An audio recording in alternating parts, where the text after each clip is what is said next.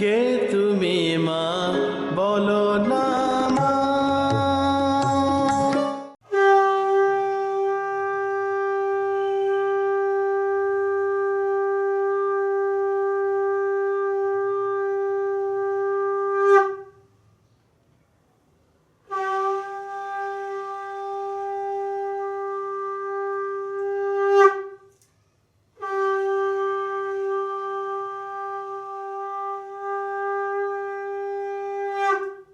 চলে এলাম তোমাদের কাছে, তোমাদেরকে ভালোবেসে তোমাদের জন্য বেশ কিছু কথা বলার জন্য।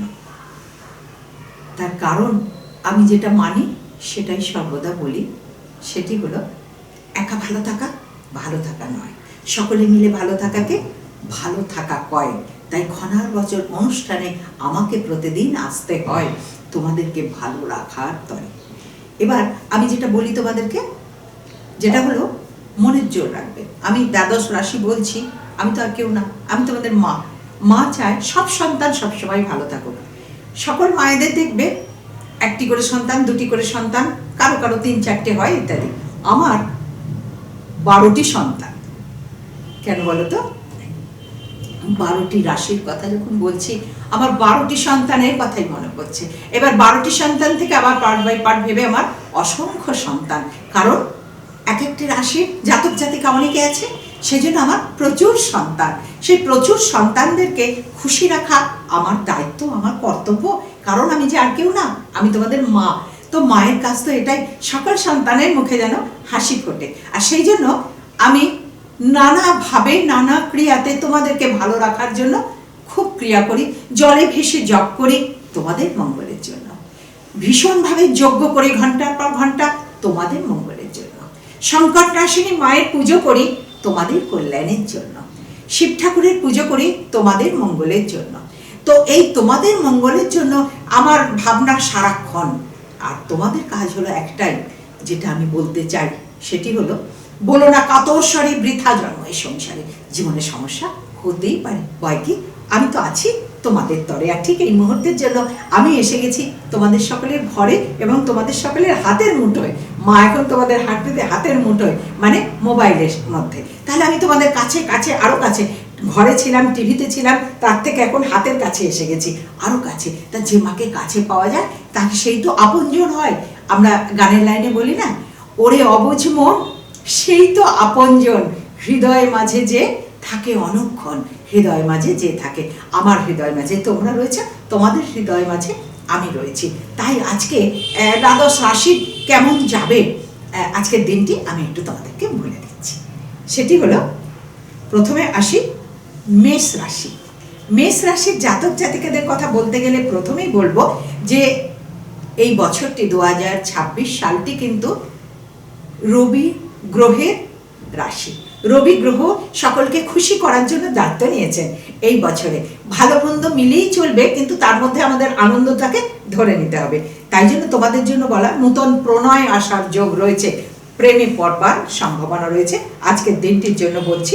এবং তার জন্য তোমরা সজাগ থাকবে, সেটি ভালো জিনিস। কিন্তু দেহ পীড়ার যোগ রয়েছে আজকের দিনের জন্য, সেটিকে একটুখানি সাবধানে থাকবে। তাহলে একটি ভালো বলতে পারলাম, নূতন প্রণয় আসবার যোগ আছে। প্রণয় মানে চারিদিক থেকেই হতে পারে। আর শরীরের দিকটা একটুখানি সাবধান থাকবে, আমি বললাম মেষ রাশি। এবার আসি বৃষ রাশি। বৃষ রাশির জাতক জাতিকাদের জন্য বলা, আজকের দিনটিতে সন্তানের দ্বারা একটু কষ্ট পাওয়ার যোগ রয়েছে, কোনো সন্তানের দ্বারা মনে আঘাতের যোগ রয়েছে, একটুখানি সাবধান থাকবে। আর শরীর ভালো থাকবে, ব্যয় যোগ বেশি হবে, একটু সাবধান থাকবে।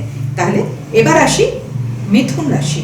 মিথুন রাশির জাতক জাতিকাদের আজকের দিনের জন্য আর্থিক উন্নতির যোগ রয়েছে এবং পাওনা আদায়ের যোগ রয়েছে, শরীরের দিকে সাবধান থাকবে। তাহলে মিথুন রাশি বললাম। এবার আসি কর্কট রাশি। কর্কট রাশির জাতক জাতিকাদের আজকের জন্য মনোবাসনা পূরণ হবে এবং হঠাৎ অপরিচিত ব্যক্তির সাথে আলাপ হয়ে খুব আনন্দ লাভ করবে। এবার আসি সিংহ রাশি। সিংহ রাশিদের জাতক জাতিকাদের সন্তানের উন্নতিতে আনন্দিত হবে, গৃহে কোনো নতুন অতিথি আসবে আজকে, সেটিতেও খুব খুশির সম্পর্ক। এবার আসি কন্যা রাশি।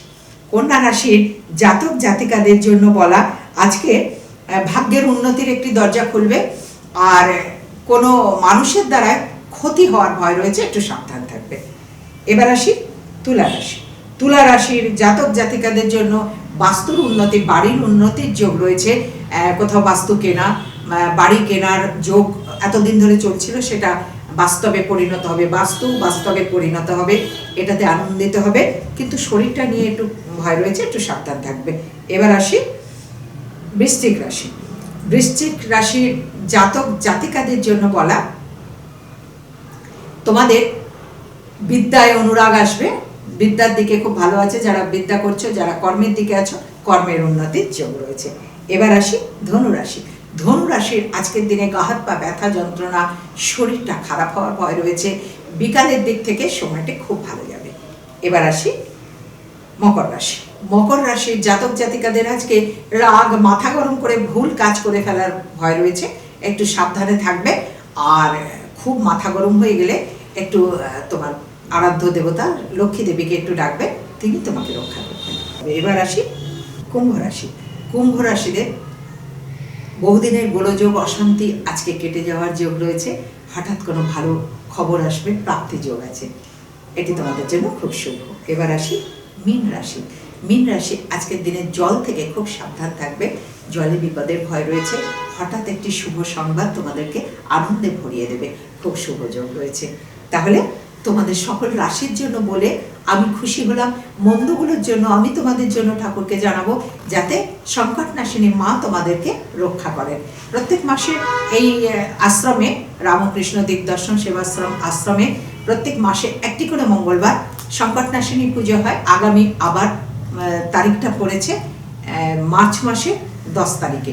তোমরা সেদিন চলে আসবে, যারা পুজোয় প্রতি হয়ে রয়েছে তারাও আসবে, যারা নতুন আসছো তারাও আসবে। প্রত্যেকের জন্য বলা, এই পুজোটি করলে মায়ের কাছে একটি মনোবাসনা নিয়ে জানালে মা সেই ইচ্ছা পূরণ করেন, মনোবাসনা পূর্ণ করেন। সেই নিয়মটা তোমরা যারা আসবে তখন তোমরা জানতে পারবে। তোমাদের সকলের জন্য বলা, সকলে ভালো থেকো। আমার জন্য বলা, আমার মনের কথা তোমাদের কাছে বলা, বহু আশা নিয়ে আমি এলাম তোমাদের কাছে। মানুষের মাঝে ভগবান আছে, সেটি খুঁজে নিতে। তোমাদের সকলের চৈতন্য হোক, তোমাদের সকলের মঙ্গল হোক, মঙ্গলময় ঈশ্বর সদাই তোমাদের সঙ্গে থাকুন। তোমরা সকলে অনেক ভালো থাকো, অনেক ভালো থাকো, অনেক ভালো থাকো। বিশ্বের কল্যাণ হোক, বিশ্বের কল্যাণ হোক, বিশ্বের কল্যাণ হোক। ওম নমঃ শিবায়। কে তুমি মা বলো না।